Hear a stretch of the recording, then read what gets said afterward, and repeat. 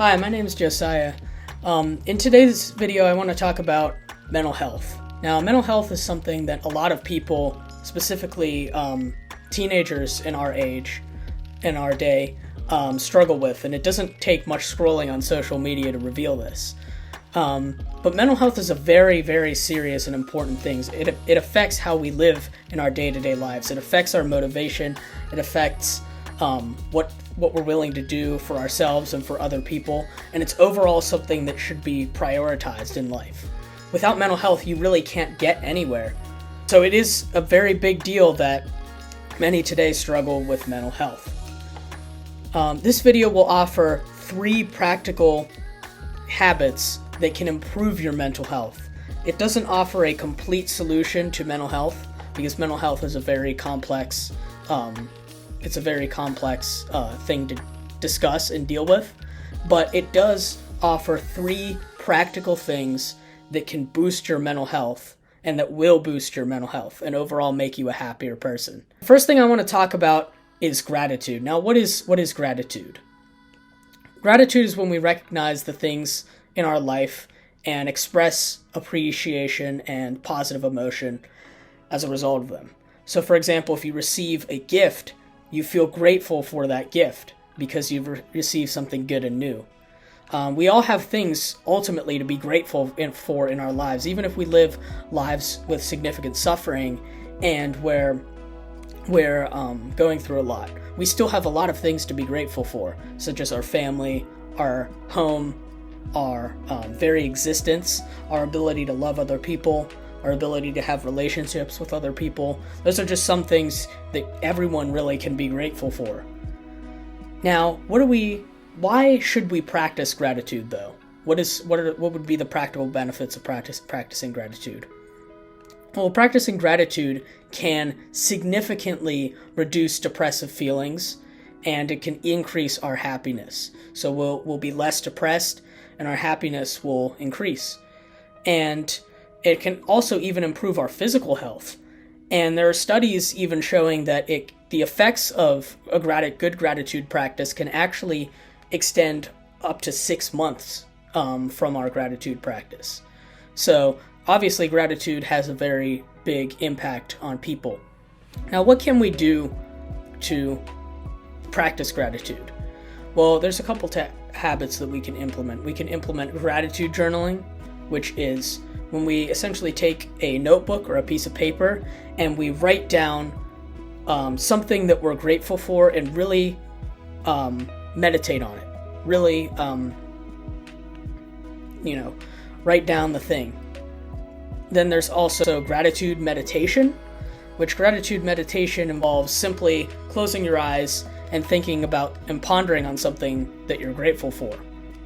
And then additionally, there's gratitude letters. Now, these gratitude letters can be sent to other people or they can be kept private, but these gratitude letters are expressions of gratitude to other people, things that we write down where we express that we're grateful for other people. And these can have a very profound impact on our mental health. Now, there's an actionable tip right now that you can do to start implementing this, and that is right now to close your eyes and think about something that you're grateful for. I'll do it with you right now.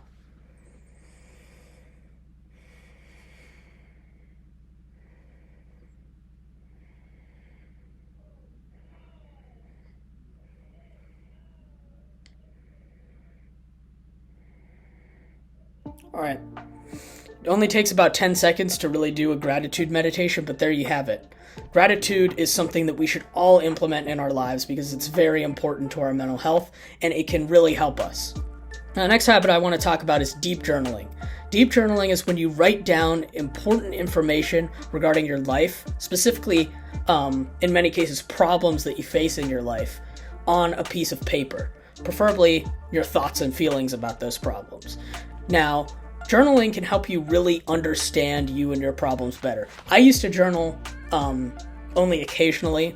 I would do it like maybe a couple times a week, but about a month ago I started journaling every single day, and it's had a very significant impact, a very noticeable and significant impact on my mental health and on my ability to understand myself and my problems. That's something I really noticed, and it obviously can really reduce our depressive and anxious thoughts that we have, especially since we're kind of letting those thoughts out on a piece of paper. It's kind of like talking to a good friend who's really listening to us when we're journaling.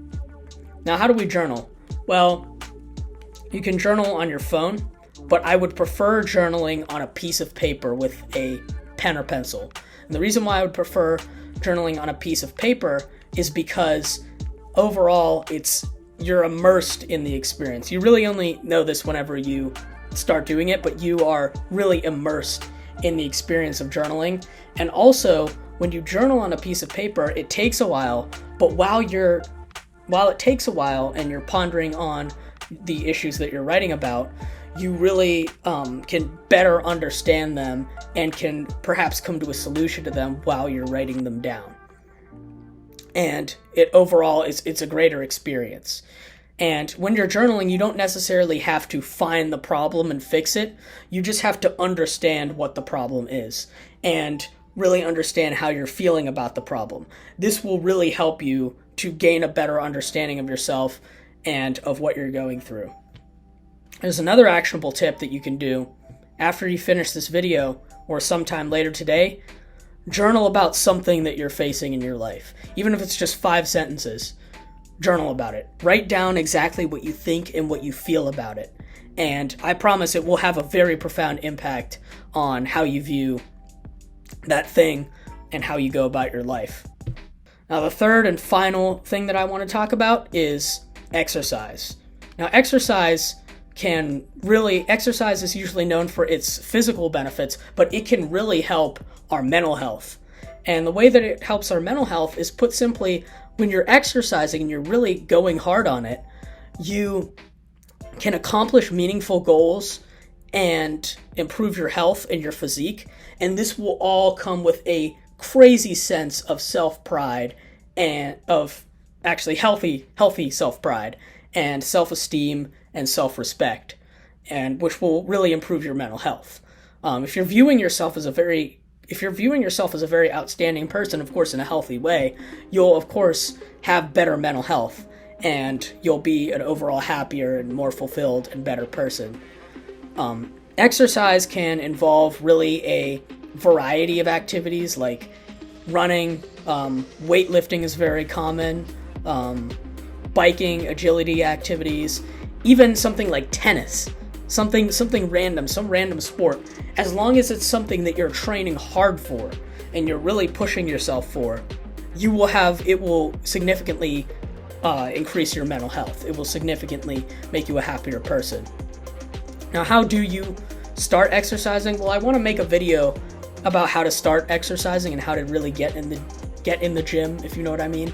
Not always literally, but figuratively in a sense, because not everyone trains in the gym. But there is a small training plan that I will put right here, and that's kind of how you can give yourself a start. But you want to apply the principle of progressive overload, which essentially says that you should progressively get better at something like exercise by, for example, adding a little bit more weight each time you go to the gym. And eventually you'll be able to really lift more.